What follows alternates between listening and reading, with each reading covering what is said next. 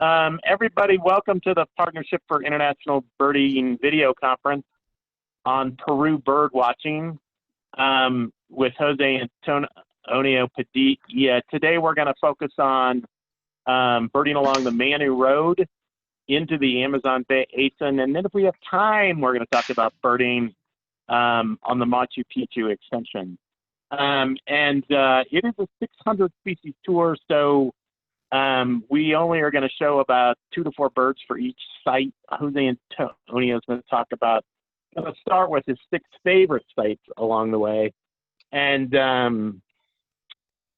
there you go. Before I do a quick introduction to Jose Antonio, I just want to take a few minutes to lay down the ground rules for the call.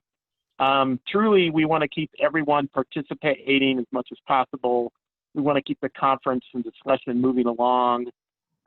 We have found that the open microphone policy works well, as long as there's not a lot of background noise. There are going to be some presentation parts, so try not to interrupt Jose Antonio. But truly, we're going to take a little break after each sort of major bird watching site to ask some questions. Feel free to jump in, and if you feel like nobody's hearing you, feel free to text your question, and we'd love to have it. I guess I've sort of given a quick agenda for the day, so I won't take more time with that. I will introduce Jose Antonio, who I've known, golly geez, for probably a decade plus. He grew up in Lima, Peru. He has been living in Cusco for quite a while. He's been a bird guide in Peru for nearly 20 years, starting as a bird guide in the Amazon Basin, expanded his birding to include the Manu Road. In recent years, he's also learned to bird in northern Peru and other parts of South America. But Peru is his home, his backyard, and truly other bird guides really appreciate him. And our clients love his friendly and casual style. He's truly always willing to help. I've truly talked to him at 10 o'clock at night, and he was doing laundry for a hardcore British birding group. And I'm like, dude, man, they've got to learn to do their own laundry. That's a big ask. But he'll do whatever you ask him to do. He's a very nice man. And his expertise in birding and tour logistics and his warm personality will just make him a great choice for your birding tour leader in Peru.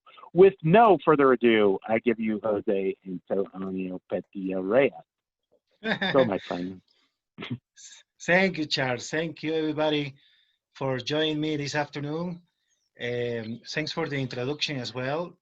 Yeah, time passed really fast, né, Charles? It's been almost 1 decade since we've been working together. But anyways, yeah, so it's been a long time now, but it doesn't look like it anyways. So thanks again. I've been doing this for more than 15, 18 years, folks. This is a presentation I made for you. Peru is a big country, all right? It's a country with the second highest number of species of birds in the world after Colombia. So I try to put as much information as I can in this presentation, and but I will be focusing in southern eastern Peru, in the destination, in Manu National Park or Biosphere Reserve, Machu Picchu, and an area nearby called Malaga Pass.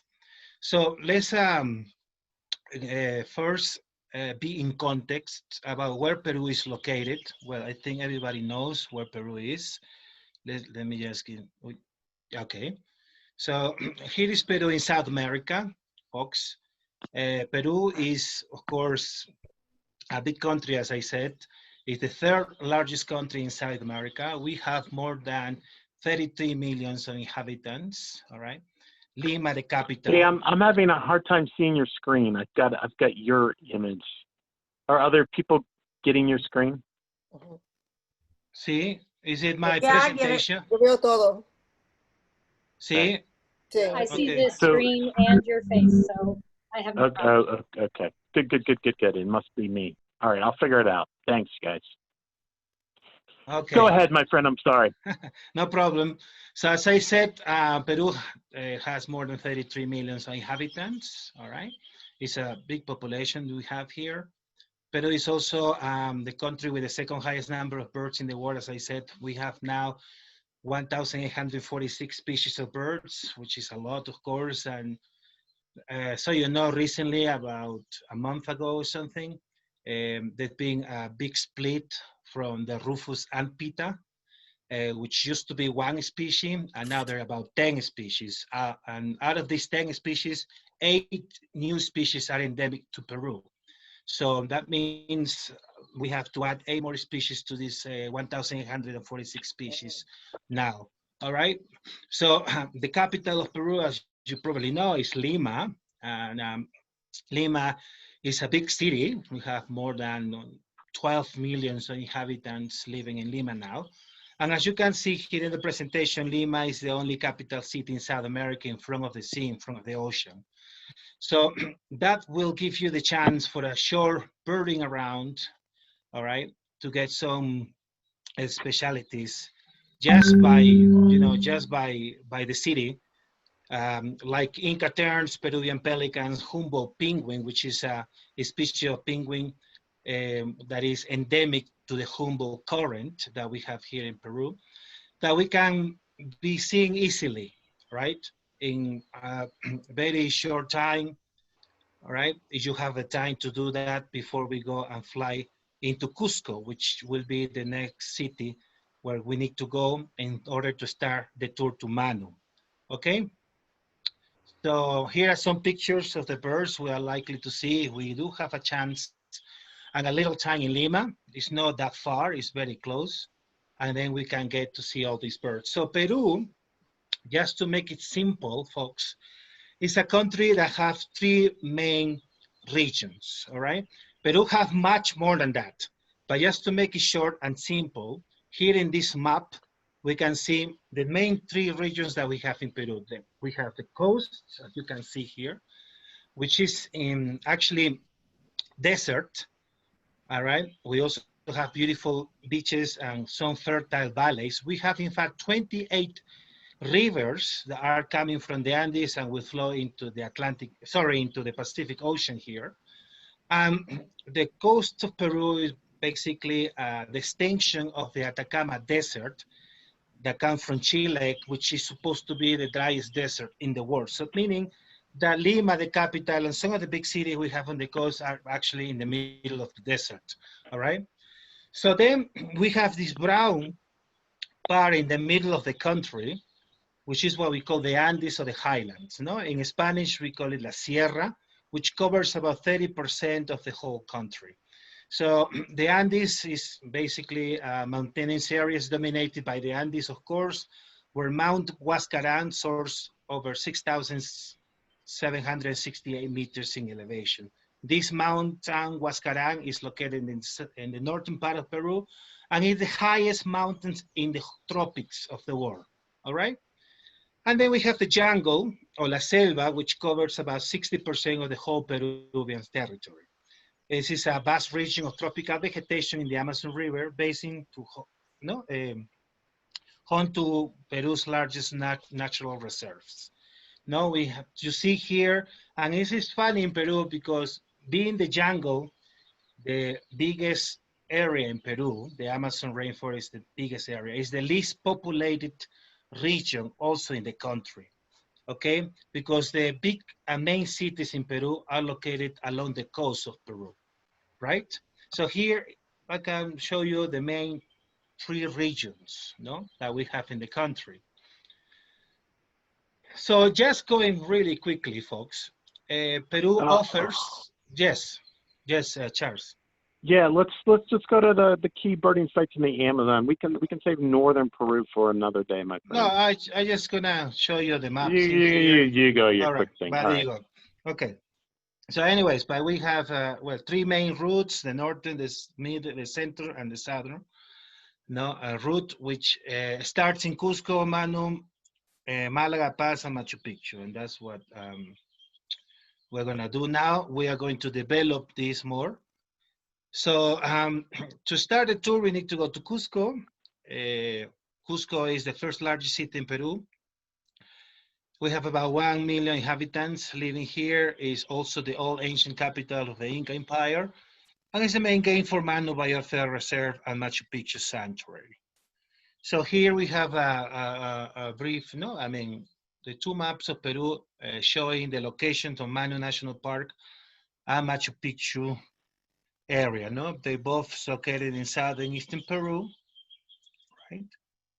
And well, this is something that I always find interesting, and I would like to explain you quite quickly.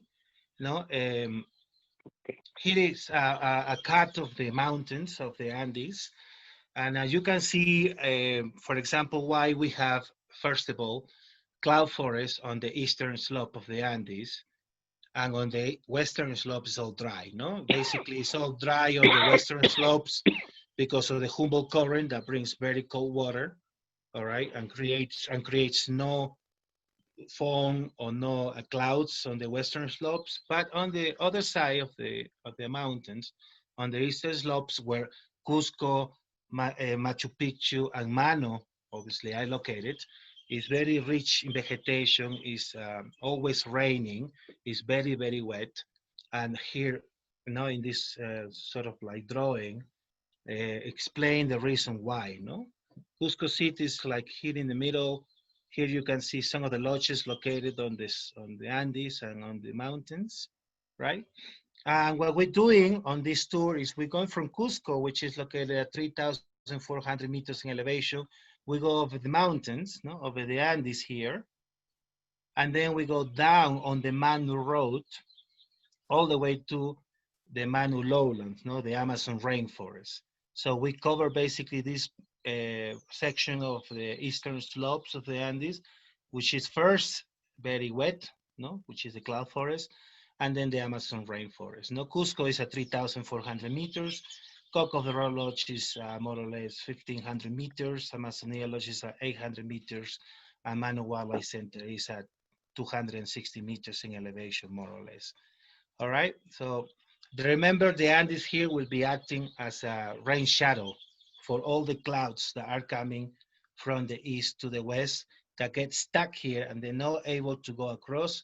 And that's why when they are here, they are loaded with water and then the rain will get released, forming all this very wet and humid, you know, habitat all the time, no?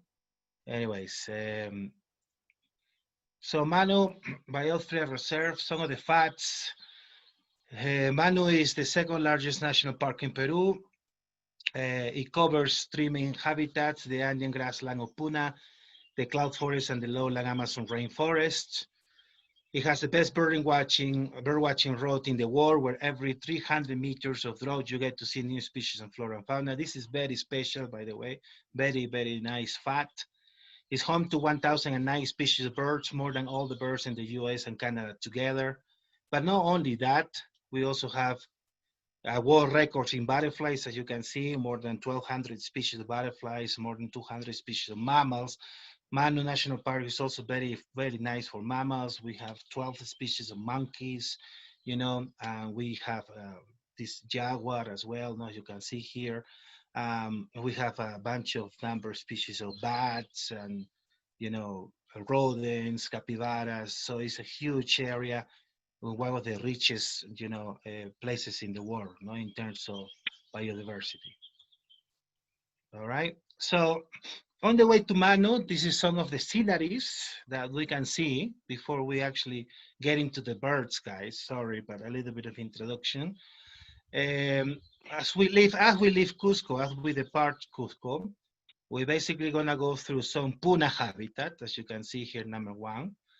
Then when we go over the mountains and we start going down the road, the Manu Road, the first sort of forest that we get to see is the elfin forest, that is also known as dwarf forest, which is like the transition between the Andean grasslands and the cloud forest per se. And then we have the cloud forest, which is lower in elevation. You can see there is much more trees, it's much more green, the trees are taller and bigger. And already down in the lowlands, we have, you know, oxbow lakes like this one here, where we always go.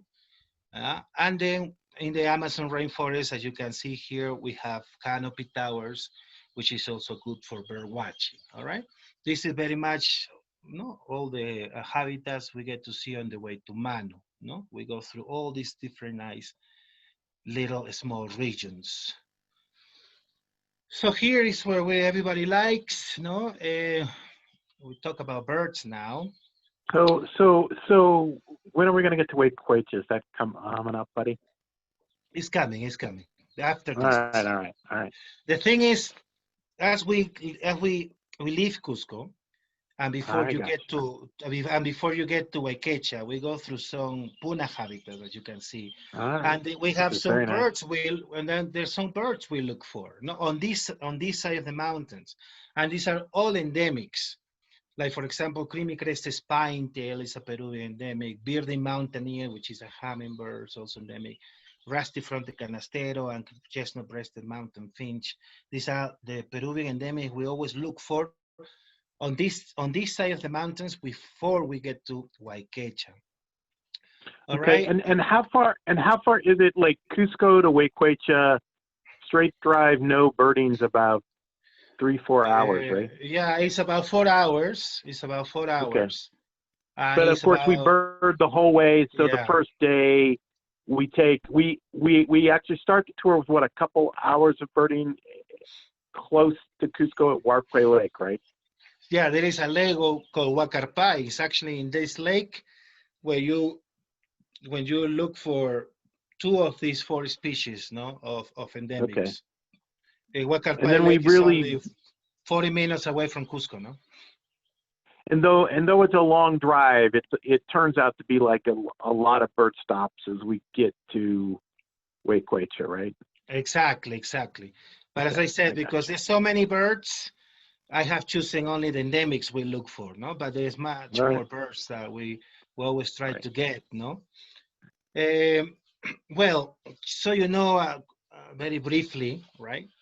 And these tours, we get a list of between 500 to 600 species of birds. We can get up to 18 species of Peruvian endemics. We look for the birds highly localized species in southern eastern Peru or northern Bolivia. We got all these cloud forest birds, especially the nice cloud forest tanagers. We have the Lake of Coco de Oro all year round, basically. And in the Manu lowlands, we have the best macaws and parrot clay lakes in the world. And the Manu also, in the Amazon part, we get all these bamboo birds, mixed-feeding flock and canopy species, all right? This is what we always look for in these kind of tours we do on Manu.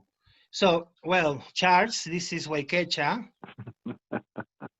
We finally get there. Sorry, but there's so many things. No, that's fine. And just to kind of give people a context, Jose Antonio started with a pretty broad introduction to the entire Manu Road, Manu Biosphere area that includes both the Manu Road bird watching and then the Amazon part.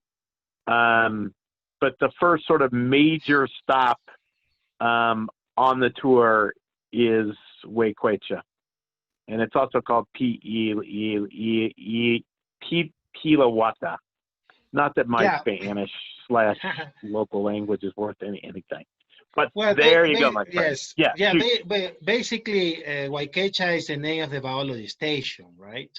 And the name of the area is Pillaguata, right? And we are here already on the eastern slope of the Andes at 3,000 meters in elevation. Wayquecha is the highest biology station in the world at that height. And here's a bunch of new birds, that we should try to get. No, for example, red and white ampita, that is here, is the Peruvian endemic that live in the grounds of Wayquecha biology station. It's always hard to get. Then we have the only species of mountain toucan in this part of Peru, which is the gray-breasted mountain toucan. It's easy to see. Then we have all this bunch of mountain tanagers, but I just choosing the hooded mountain tanager to put it here because obviously it's a nice, beautiful species. And here's also bar fruit eater country, no, that we look for. But as I said, no, it's not only that. There is a bunch of other birds that we always try to get, and we usually stay one night in there, no, to get most of the birds around. No? There's also Yunga's pygmy owl, other species of mountain tanager, the scarlet belly mountain tanager, golden colored tanager, etc. No?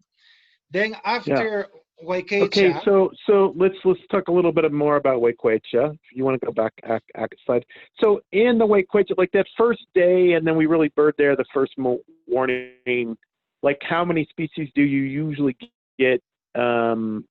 Say the first day and a half of the tour. including the species from Cusco, you mean? Yes, sir. Oh, we're talking about 60, 70 species. Yeah. So the first day and a half of the tour, look at about 60, 70 species. 70 species. And then I know you showed hooded mountain tanager here. How many like tanager species are you going to have in the bag after the first day and a half of the tour in the field? Let's see, 1, 2, 3, at least 5, 6 species of mountain tanagers, flower piercers as well. Flower piercers, mountain tanagers, and all that. Some species of hummingbirds as well are there. How many species of hummingbirds? 1, 2, 3, at least 5 species of hummingbirds that are in just the first little day and a half of bird watching. Okay. Anybody got any other questions about, say, the Cusco to Waikecha or Waikecha? No. What's the temperature like during this time frame? Oh, it's cold at night. All right. Usually this place is very cloudy, as you can see. So we're talking about the temperature now will drop to maybe 6 degrees Celsius, maybe, I don't know, 60 degrees. About the low 40s at night. Yes, yes. But during the day, it warms up typically in the 60s for the most part.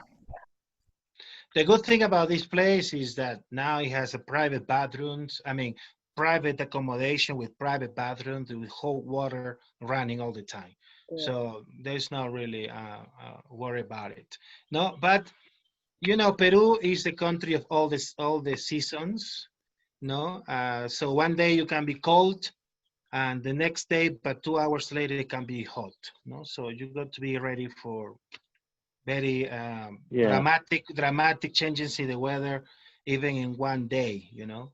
So be ready for everything. But here we are very high. Waikecha and most of the Manu Road is that sort of typical mid-elevation-y weather like we get in Ecuador, right? Yeah. Yeah. Okay. So it's cold at night, and in the days, the highs are usually somewhere in the 60s. With some days it gets a little warmer than that. Remember, it's 3,000 meters, which is about 9,000 feet. Yes. Right, and I just want to add one other thing about Waikecha and this P.Ilowacha area. When we started these tours over 20 years ago, there used to be no lodging for tourists at all, so we had to camp or go all the way to the Cock of the Rock Lodge, which really didn't give us enough time to do the P.Ilowacha area. And then about 10, 15 years ago, Waikecha research station was there, but the lodging was like a research station. It was like 2 bunkhouses, and even couples had to be in separate rooms. But now, as the Waikecha Lodge, there's private rooms that are nice and with private bathrooms. So it's a much nicer place. It is a very small lodge, so we do got to watch room situations there to fit the whole group in. But we do try to, again, keep the group to 6 to 8. I got nothing more. That was a good question. Any other questions out there? It's remember, it's a biology station, so they get students from all over the world, no? And sometimes sometimes we see them there, but we never mixed up, no? Only the meals. but it's a nice place. You know, it's very high, as you can see. Sure. It's an elfin forest. So the view that you can get at this place, especially in the morning, is really spectacular. All right. Oh, I It's gotcha. very nice So we're place. going Cusco down to Huequecha. And then Yeah. farther down the road is And then Cock of the farther Rock Uh, down, Lodge. yeah, farther down the road is Cock of the Rock Lodge, where the weather is more tropical, it's hotter. We are talking about 1,500 meters in elevation, which is about 5,000 feet. All right. And here again, no, it's a place which is where there's a lot of birds. No, it was hard for me to choose no the birds to show you, and don't go too and don't be too long in the this exposition. But obviously the name of the lodge is after the Andean Cock of the Rock. Not far from the lodge, going up the road about, I would say, 10 minutes by car, we have this nice lake of Andean Cock of the Rock, where it's actually active very much all year round, which is nice. So it's good for tourism. Um, the birds are not far. The birds are a lot used to people. There is a little platform there, well-covered platform, and you can go and see it like in the morning or late in the afternoon. They do this lake 2 times a day, and I have seen up to 12 males cock of the rock. They're dancing, you know, when it's the right time of the year, and which again, you know, is like I would say August and September. Well, they breathe between September to December, very much in this all these 4 months of the year. You can see a very good activity on the lake. But the other months of the year is also good to see. Then you see the male alpha male there, you know, laking or dancing, which is good. Anyways, so Andean Cock of the Rock guarantee, no, at this spot, at this place. Then we have things like versicolor barbet, of course. It's not endemic species, but it's highly localized in southern eastern Peru. And it's also found in Bolivia, no, in northern of Bolivia. But in this area around the lodge, we can be easily find it, no, or found, sorry. Then we have another endemic, Peruvian endemic, which is this little guy here, is the cerulean cap manakin. Cerulean cap manakin is usually found not far from the kitchen, actually, of the lodge. Um, is a it actually lakes around there, and again, no, you can see it almost all year round. So it's very good spot to find that cerulean cap mannequin. In my personal experience, this is the more reliable place to see it. You know, other than that, it's very hard to get this little mannequin. Another Peruvian endemic, yes. Yeah, and you know, and from Cock of the Rock, there's not just birding around the lodge. There's several birding routes you take from the Cock of the Rock Lodge, and we typically spend three nights there, or four nights there. 3 nights. So we typically spend 3 nights at the Cock of the Rock. So, you know, afternoon arrival, birding, 2 full days of birding, and then a final morning before we go farther down the road. How now? On those 2 full days of birding, how much of that is within, say, an hour of the lodge? And I know there's one site that's a little farther away that's like a up the mountain kind of road thing, right? Yeah. You definitely have to move with the car a little. One day we will go from Cocodro Lodge up the road, maybe to reach an elevation of 7,000 feet or 2,500 meters, which is a place called Rocotal, where you get to see other species of birds, no? And then you can easily spend the whole day up there, maybe take your box lunch and spend the whole day, no, birding there. You can even go a little bit farther and get closer to, for example, Huayquecha, no? It's only, I would say, 25 kilometers, no, from one place to another. But because the road is, you know, all windy and zigzag, it will take a long time to get there. But you can get farther one day, farther up the road, I mean, and get some species of birds found up, no, on the road. And then the second day you can go down the road to get maybe an elevation of 1,000 meters, 3,000 feet or so, where you will start looking at new species of birds. So you go 2 full days where one day you go up the road and the second day you go down the road, but not very far down, because the day you're leaving the lodge, you're gonna go down the road all the way to Amazonia. So you're gonna get to past the areas that you have been birding one day before. You understand? Yeah, yeah, yeah. And so over the 2 days, you cover about 2,000, 2,500 feet in elevation from the lowest point to the highest point? I will say so, yes. Right. And then the typical drive is really not that far, because you're going, you know, if you drove it end to end, it wouldn't be that far. But because we're bird watching and we're stopping to bird all the time, you know, it can't be more than an hour one way and an hour the other, or more like 2 hours one way and an hour the other. Maybe 2 hours one day going up the road and Okay. 1 hour going down. Yes. Well, more like that. Can I ask a question? Yes, please. Jose, or how much walking up and down these mountains is involved? That's a good question. You see, I like always walking downhill. Yeah. Okay? I don't like walking uphill. So it depends on the activity, really, because the Manu road is so long, I will say.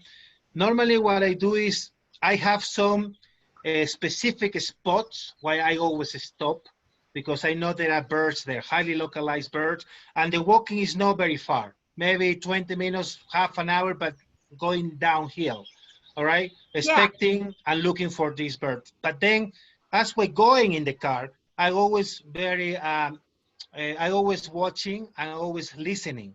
In case I find, for example, a mixed feeding flock or a bird that is perched on a tree or on a branch, I will make a stop. Everybody get out of the car and we do the birding just in that little spot, looking at all these birds in case it's a mixed flock, for example. Yeah.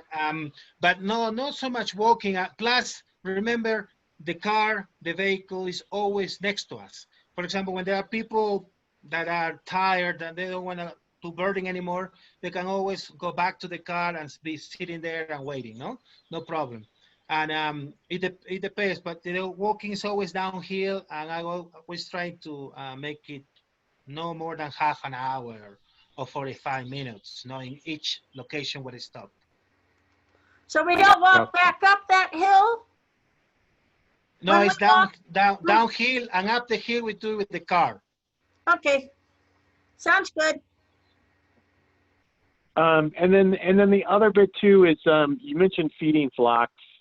If people haven't done a lot of South American birding before, like your typical feeding flock along the Manu Road, you're getting 15, 20 different species in a feeding flock. It's more than just individuals. There's a lot of different species in the flock, right? Sorry, Charles, I didn't get you because for some... kind of a silly question, but I'll say it again.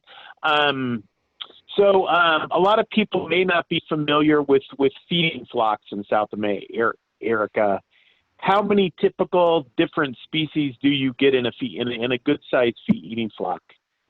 In the cloud forest, because you see there are cloud forest mixed flocks and there are Amazonian lowland mixed flocks. In the cloud forest flocks, let's talk about that. We get about 20 species, 25 species of tanagers, for example.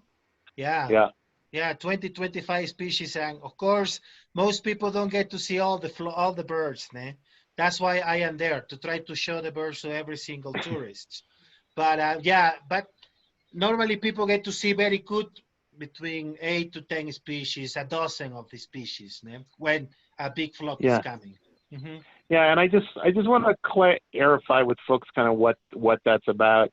The first time you see a feeding flock in the cloud forest in South America, you freak out because you see, all these light birds in a single flock of birds.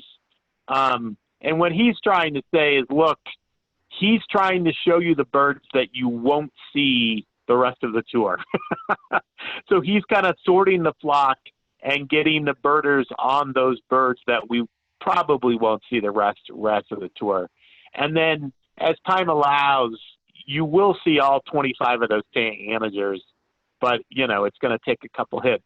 And some lodges will always talk about their great feeding flocks as if they only occur there, but there are great, huge, like you said, 25 species of beautiful birds in these feed-eating flocks throughout the cloud forest of South America. So on a typical trip, Jose Antonio, for our typical route, how many feeding flocks do you typically bump into over the full 15 days? Oh, I mean, I can get flocks almost Typically. at least one flock every day. Yeah. At least, yeah. Exactly. And in the then I'm curious. You mentioned that the Amazon feeding flocks are a lot different. I've never observed that, but I think it's because I'm not paying attention. Are there just less species in those eating flocks, or how are they different? No, for example, there was a study about this Amazonian feeding flocks, and the person who studied the birds saw 102 species of birds all together at once.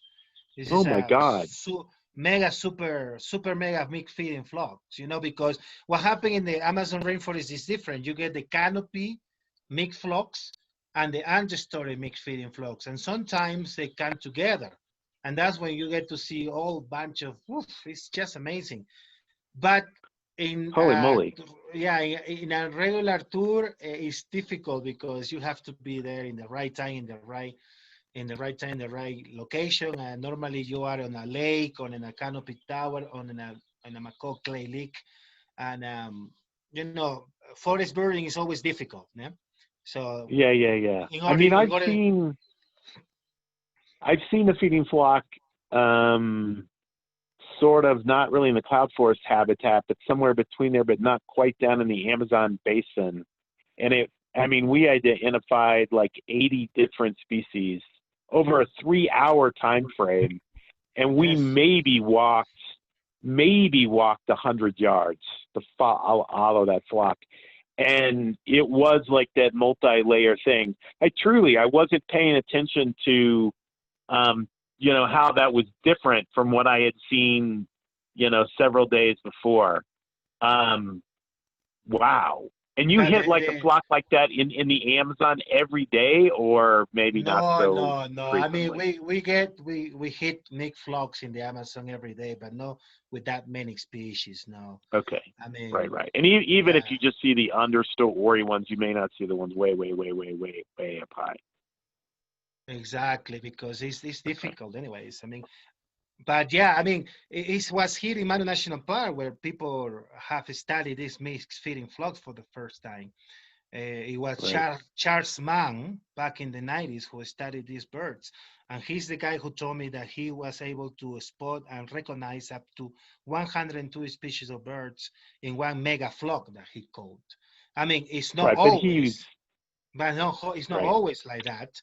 But he told me that it's when a canopy flock meets the understory flock, no? Gotcha. So Jose, yes. So Jose, without looking at 102 species as the exception, what would we see in the understory typically? Of the cloud forest or on the Amazon? Amazon. Oh, we are gonna get there, but typically we get things like antbirds, and shrikes, and wrens. We get things like trogons, things like wood creepers, yeah, basically. So how many different species? I will say maybe 30, 40. Okay, thanks. You're welcome. Well, and truly, sorry about the side discussion there on feeding flocks, but I didn't realize there was such a contrasting difference between the cloud forest and the Amazon lowlands. That's pretty incredible. Any other questions about Cock of the Rock Lodge, folks? at all. And you know, Oh, Charles. and there's one question I have to backtrack on too that we got texted. Mhm.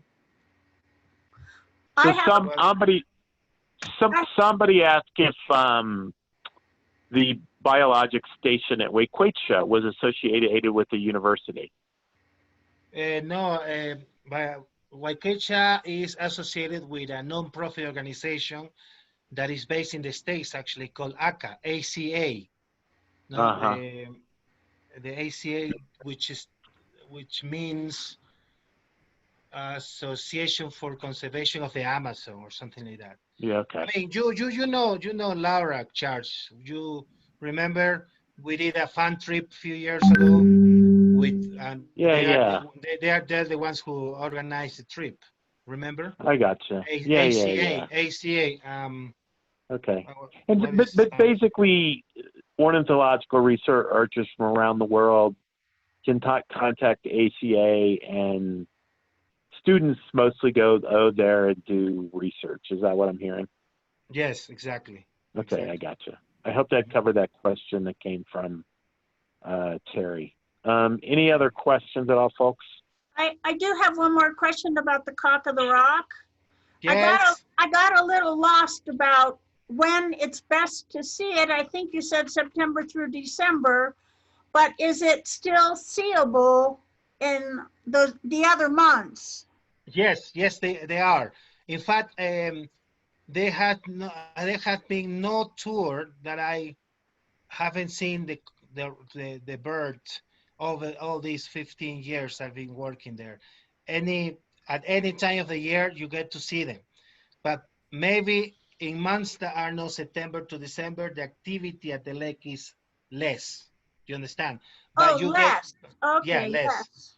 Because it's not the mating season. The mating season here for Cock of the Rocks goes from September to December, right? That's where you get to see a lot of good activity on the lake. I mean, the birds dancing and all that. The other months, it's not the mating season, but the males always come to the lakes, you know, and do a little bit of a dance just to make sure the females will look at them. So there's always activity. Okay. And I generally have one other question. How many other mannequins on this in 15 days would we see? That's a good question. Mannequins. I love mannequins. Yeah, hold on, maybe 1, 2, 3, about 5, 6 species, I would say. Okay, great. Yeah. Great. I'm done. I mean, Syrian cows. All right. Any other questions out there, folks? It's not species. Yeah, I'm trying to think if I have anything else on Cock of the Rock. Oh, how many total species do you add to the tour? And the sort of call it, an afternoon of birding, 2 full days of birding, and a final morning of birding at Cock of the Rock Lodge. By the time we leave the lodge, we should be already by 150 species of birds. Easy. Okay, so 60, 70 the first day, and then we add about 80-ish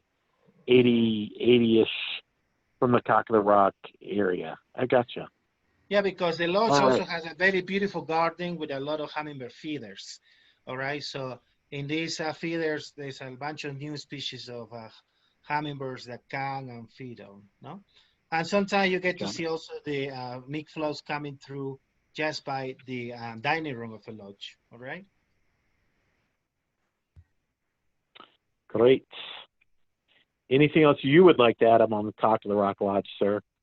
No, I don't think so. The lodge is very good. It has also private bathrooms, as you can see, hot water running all the time. So it's very nice, very comfortable, very good food, by the way, very good food. Very good lodge in there. And here we're about 160 kilometers already away from Cusco, all right? And this area is known as San Pedro. Right, let's see. Next place.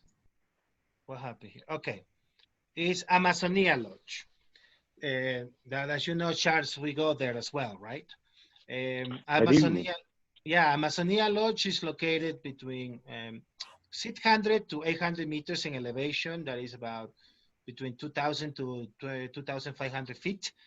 It's already at the base of the mountains, an area known as foothills. All right, this is a very good location because it is in an area where there is still some mountain species of birds, and you already get to see some lowland Amazonian species.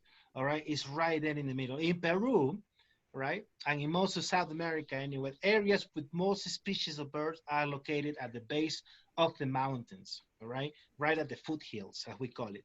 So this was an old hacienda, an old ranch, you know, back in the 40s and 50s, people used to grow a lot of coca, right? There were a lot of coca plantations, a lot of tea plantations also around there. So because of all these plantations, the area around the lodge is very good and very open, right? And it's actually very nice for bird watching. There's also a bunch of feeders as well, especially to attract hummingbirds. And in this lodge, all right, again, is a lot of species around here, guys.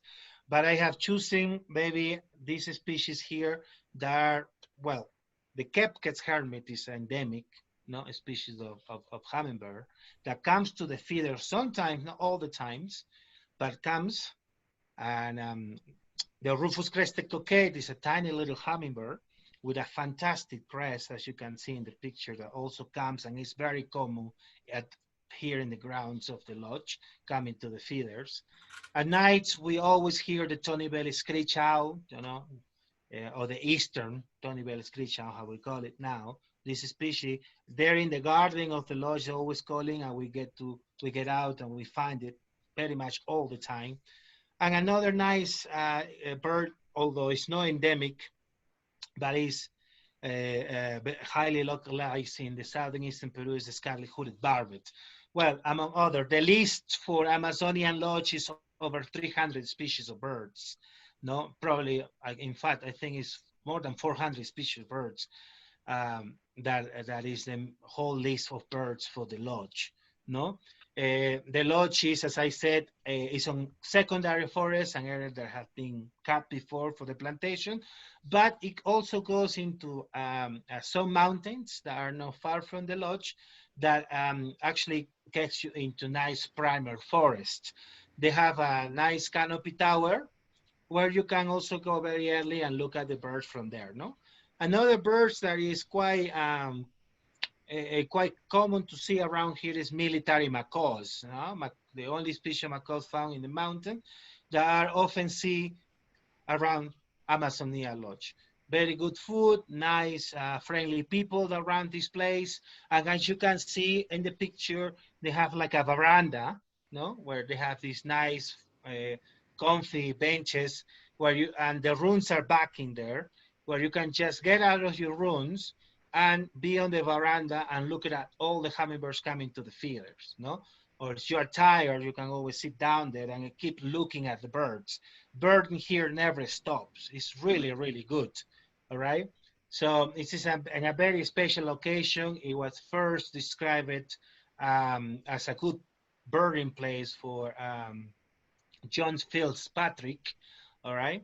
Back like in the 80s, when he came down the road for the first time and he was looking for accommodation to stay for the night. And people, you know, recommended him to go to this hacienda, this ranch, no? He was supposed to stay there for only a couple of nights, and he ended up staying there for 3 months, you know, counting all the birds around this hacienda. So he counted more than, I think, 300 species of birds, and then he promised the owners back in the time that he was gonna bring birders or bird watchers into this place. So this place became very famous back in the 80s and 90s, and it still is, to be honest. Although, Right. well, the people who now owns the lodge have changed a little, but it's still excellent for birding, no, Charles? Right. Right. And the key habitat, I mean, it's kind of right there on what's the name of the river? The upper Madre de Dios River. Yeah. So the Abra. Yeah. Madre de Dios, Mother of God. Madre de Di. Yes. Yes. So that river feeds in that part of the Amazon basin.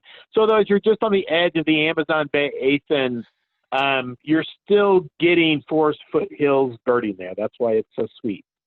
Yes. Mm-hmm. Okay, gotcha. And then typically by the time, and we spend what, 4 nights there or three nights there? We've been spending 3 or only 4 nights there.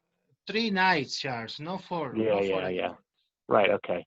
And then, by the time we leave there, our trip list is already 300 species. Kind of, yeah. It should be over Getting 300 close species. to 300. No, Yeah, it okay. should be over Getting- 300 species by the time we Okay. leave there. Yes. Okay. So the first, what is that? 4 or 5, the first 8, counting Cusco, the first 9 nights of the tour, we're already at 300 species, and there you go. Mm-hmm. We're running a little short of time. We'll take a couple questions. Any questions anybody has about the Amazonia area? I have a quick question just about Yeah. bird guides. Is there a specific bird guide that is best to prepare in advance for the birds I would see there? So she's asking about a written field guide. Yes, of course. We have a Bird of Peru book. If you give me 1 second, I will bring it and I show you. Yeah, I was about to grab mine too. I'll grab mine, and you can go ahead and start talking about Manu since we're kind of short on time. Any other quick questions on Amazonia Lodge before we jump? And I will go get the field guide. It is on my bookshelf here, very close. And I'll just put it out there. You beat me to it, buddy. So I will start talking about Manu Wildlife Center, Charles. Yes, please, because we're a little long on time. Yeah. Manu Wildlife Center is the lodge. It's supposed to be the best birding lodge in the Amazon, in the Peruvian Amazon rainforest. All right. It's at Manu Wildlife Center, located at 260 meters in elevation, more or less nearly 1,000 feet. Already very low, just remember where we started. We started way up high in the mountains, where, as you can see, it's a very nice, comfortable lodge. And here is where we get to see things like the macaw clay lakes, the nice oxbow lakes, the canopy towers. Then we have a huge, big bamboo forest there with a bunch of bamboo birds or bamboo specialties. And then we have the mega mixed feeding flocks, what I was talking about already. So this is a place where we can easily spend 5 nights or maybe 6 nights. All right, easily, no problem. Every day there's something new to see. Every day we also have here a tapir clay lake, which is a place at night only where tapirs, the second biggest terrestrial mammal in South America, go and eat clay, right? That we can go and visit. We have a couple of canopy towers that we can go almost every night. Every day, every morning, and a bunch of things to do. Here is where you get all these birds, wrens, shrikes. Things like harpy eagle, gray putu, a bunch of new species of hummingbirds, and the famous macaw clay lakes. The macaw clay lakes were first studied in southern eastern Peru, in Manu, really, in this area. So the macaw clay lake we're going to see is the one that biologists studied for the first time ever. The one that was featured in the National Geographic magazine of January 1994. All right. So there is a huge platform that can hold up to maybe 60 people, easy, maybe 70 people in front of the macaw clay lake, in front of the clay lake. It's a very well-covered platform, that is on stilts, about maybe, I would say 5 meters above the ground, or 15, 18 feet above the ground. And it has nice, comfortable chairs. And what we do is we take breakfast to this place. We get there very early in the morning. We put up breakfast, and then looking over the huge open area of the blind, we get to see the macaws and the parrots coming to eat clay. This is why and our Peruvian Amazon rainforest is famous for, no, the clay lakes. But as I said, almost every day there are things to do because the lodge itself, which is on 400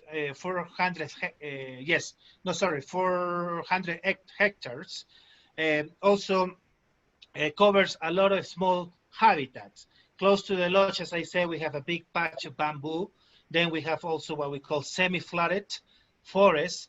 Then we have high terra firme forests, right? And then we have two oxbow lakes and the clay lakes. And then we also get to see a lot of river birds because we go up and down the rivers many times in order to get to the Oxbow Lakes and the mk8UcuG clay lakes. So we get to see a bunch of birds like egrets and herons, you know, everything is in there. So we get in these tours with Charles, we get 5 nights in this place. Yeah, and just so folks know, I mean, again, a lot of our editors took the Manu Lodge off their Manu trip, which just blows me away because it is pretty birding rich. And typically in 5 nights, call it really 5/6 days of birding. How many species do you add to the tour there? 100, 150? Yeah, it's about 150, 160 species. Yeah. Yeah. If you are really lucky, you can get up to maybe a couple hundred species there. Hello? Right. And I've got a controversial question, but I actually don't know the answer. Someone asked if these lodges have stayed open during the pandemic, and I assume they've just closed, right? No, they are closed. They are closed. Yeah. There is no. Yes, and so they're closed. There is no way you can get there now. I mean, the Yeah. borders of the provinces here are closed in Cusco. You can't even leave the city. Let's put it that way. Yeah, and we're getting a lot of other good questions, but we are running short on time. Somebody asked if we offer an extension to Machu Picchu, and we do. And actually, if you check out our website, www.pibird.com, and navigate to our Peru birding trips, you'll see that there's really 3. There's northern Peru, which he alluded to. There's this Manubiosphere trip, and then the natural extension to the Manubiosphere trip is Machu Picchu, because this tour starts in Cusco, ends in Cusco, and we often do Machu Picchu as a post tour, but we've done it as a pre-tour before as well. And unfortunately, we're going to have to talk more about Machu Picchu birding. We're going to have to talk more about Machu Picchu birding on our next video presentation, which, you know, it'll be a short one, but a good one. And just to be clear, and we'll just do some highlights on Machu Picchu birding. Well, I guess we have this nice slide here. So that's a picture of the World Heritage Sites. How many bird species? There's 420 species of birds in the area, and it also includes the Sacred Valley right above Cusco, or is that right below? That's right below Cusco, right? It's below Cusco. It's lower in elevation. Yeah. 2,400. Right. So the thing that confuses folks is, like, Machu Picchu is downhill from Cusco, right? Yes. Mm-hmm. Yeah, so it's the lower elevation. So after we do that Manu Road loop and we go to the Amazon, we end up in a town called Maldonado, and then we fly to Cusco, and then, much to everybody's surprise, you take the train to Machu Picchu, but it's downhill. I mean, the train is kind of uphill, but at the end of the day, Machu Picchu is at a lower elevation than Cusco, right? Exactly. I mean, Okay. here is a map. I don't know, you can see.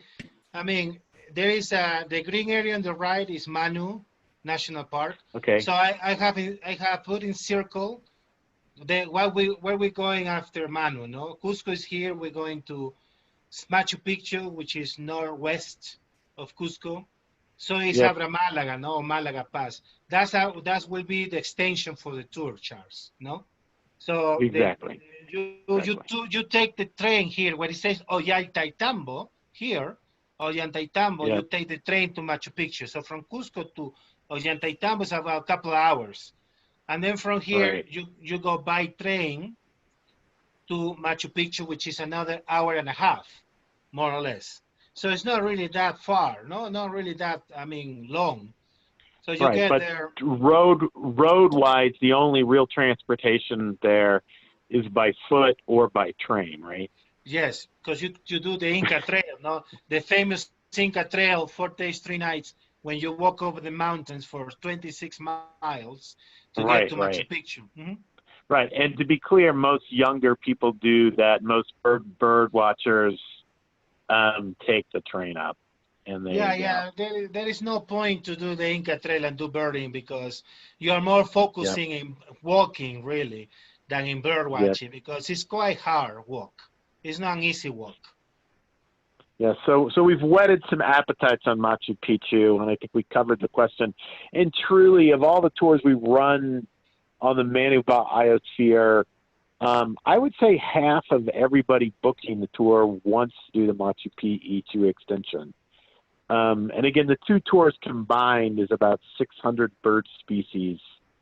Any other questions? And I'm going to take care of some administrative matters. Any other questions from out there? Yeah.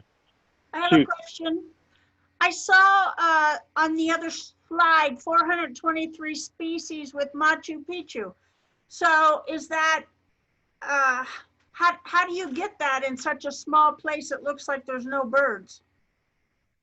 No, there is a lot of birds. This is cloud forest. Machu Picchu, actually, the site, the city of Machu Picchu is located up in the top of the mountain, as you can see. This, Right, this right. building is in the top of a mountain. Right. And all this mountain down below is surrounded by a beautiful and very pristine cloud forest.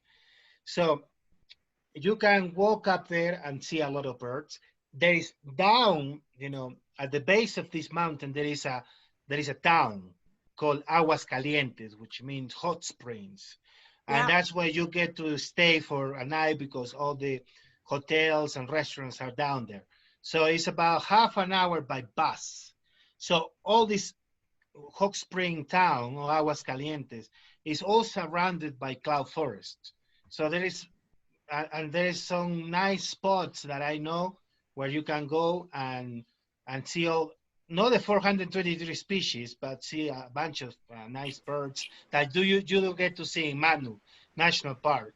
No, the 423 species are in the whole sanctuary of Machu Picchu, which is 32,600 hectares, no? And you never get to cover all that in such a short time, no? That is the whole number of birds found in there. But we normally get there and we add to our Manu list, maybe another 80 species, new ones for the tour, probably, including some endemics that I think I have it here. Look, like the Inca But we'll talk about okay. that on another trip. I'm afraid. Okay. Just a couple administrative matters. We if anybody doesn't want their questions to be recorded or their voice to be recorded, generally I don't think we've identified anybody by first and last name. But if you don't want us to put this up on YouTube for privacy reasons, please email operations@pibird.com, and we will respect that. Again, if you have any privacy concerns, just email them to operations@pibird.com. Two, we're probably going to do another couple Peru birding calls in the next 6 or 8 months. Eventually, I think the pandemic's going to be over, and Jose Antonio is going to be busy in the field. And he does do crazy back-to-back trips, typically from about somewhere in May, June through October, and he's pretty busy. And then, believe me, as soon as he gets home, he's pushing me to get more bookings for him for January, February, March. I mean, he is the hardest working guide. He really is. He's one of the hardest working guides. around. And then truly more on our website at www.pibird.com. And we are going to start to follow up these trip reports with field guides lists and trip reports and more information. Truly, we had no idea how popular these things were going to be, and we'll hope to do more. Any other final questions before we sign off? Hearing none, thank you all for your time. Oh, wait. Yes. Oh, somebody asked me, do I have the field book? I have 3 copies of the field book in my office somewhere, and I cannot find. And do you have a copy of the field guide handy, buddy? I got it. Yeah, give me 1 second. Okay, he's going to put it up on the screen. Yeah, I looked all over the house. I did a northern Peru trip 2 or 3 years ago, and I think I'm still compiling my list from that trip. I think it's in a box someplace. But I got like a free copy from the Peru government. I got another copy, and then so here it is, Birds of Peru. And it's Princeton University Press, Birds of Peru, and just read the first author there. Exactly, just write the title because we can barely read it there. Yeah, so it's the title of the field guide is Birds of Peru. Who's the first author, Jose Antonio? I think it's Fanshawe. Who's the first author of the field guide? Thomas Schulenberg. So it's the 2010 is the most recent? Thomas Schulenberg. Oh, Schulenberg's the first author. It's readily available on Amazon, and truly every 3 to 5 years there's a new edition. So I think it's the latest. I don't know when the latest edition is, but if you go to Amazon.com, you'll have it. Yes, sir. Charles, there is also the app. So you know, there is the app that you can buy for people who are more into the technology. The app of Birds of Peru. There you go. Okay. And you can get the app as well. And there you go. I have to say, I like to have both when I'm in the field. Because what happens is that they keep updating the app, you know. So if there is a new species of bird that have been recently reported in Peru or something, they would put it on the app. You see? Okay, thank you. And they keep it updating it all the time, which is good, you know. Because a book, you have to wait until a new edition to be released, and then you buy it. But you get the app, I think, costs $42, just like the book, really. Then you get the updating all the time, and then you can look for the species of birds. And there is nice maps as well. For example, here you can see, the map of where the bird is located, and it's very good. Yep. You see? Well, we just got. Well, Nice. Well, again, any other questions at all? I'm going to check the chat box. I think we got it. I truly, we look forward to getting feedback from all of you all on the conferences as well. Do check out our website, www.pibird.com. We will hope the pandemic continues to slow down or starts to slow down significantly in the months ahead, and hopefully we'll get a vaccine here and we'll all be able to do some birding in the Peru birding season. Hopefully, I would hope by July, August next year. Any other questions, folks? If not, we're going to wrap it up. Thank you. Thank you all. Thank And I you. apologize for cutting it short. Bye-bye. Thanks. Bye-bye, you all. so much, Jose. Thank you very much, everybody. Bye-bye, Jose. Hope to see you in Peru sometime soon. Yeah, Thank you. Please come. I would love to. We need you.